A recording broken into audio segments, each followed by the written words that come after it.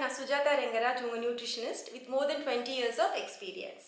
நீங்கள் கண்டினியூஸாக ஒரு 14 டேஸ்க்கு உங்கள் பிரேக்ஃபாஸ்ட்டில் சுகர் அண்ட் கார்போஹைட்ரேட்டை அவாய்ட் பண்ணிவிட்டு வெறும் எக்கை மட்டும் நீங்கள் உங்கள் பிரேக்ஃபாஸ்ட்டை எடுத்துக்கிற பட்சத்தில் உங்களுக்கு என்ன பெனிஃபிட்ஸ் கிடைக்க போகுதுன்னு தான் இந்த வீடியோவில் பார்க்க போகிறோம்.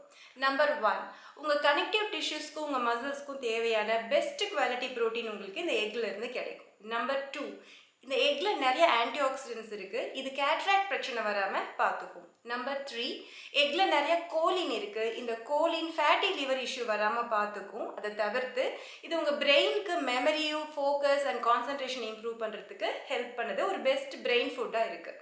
நம்பர் 4, இதில் கொலஸ்ட்ரால் அதிகமாக இருக்குது, அதனால தான் நம்ம எக்கை பார்த்தா வேண்டான்னு பயந்து ஒதுக்கிடுறோம்.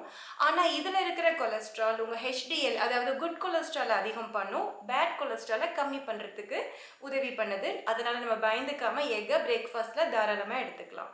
நம்பர் 5, இது உங்கள் பிளட் சுகர் லெவலை ஸ்டெபிலைஸ் பண்ணுறதுக்கு ரொம்பவே ஹெல்ப் பண்ணுது.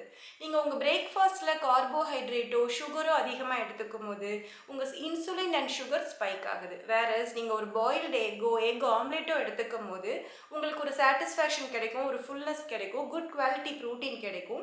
இது உங்கள் பிளட் சுகரை ஸ்டெபிலைஸ் பண்ணுறதுக்கு ரொம்பவே ஹெல்ப் பண்ணும். இது டயபெட்டிக் பேஷண்ட்டுக்கு ரொம்பவே ஹெல்ப் பண்ணுது.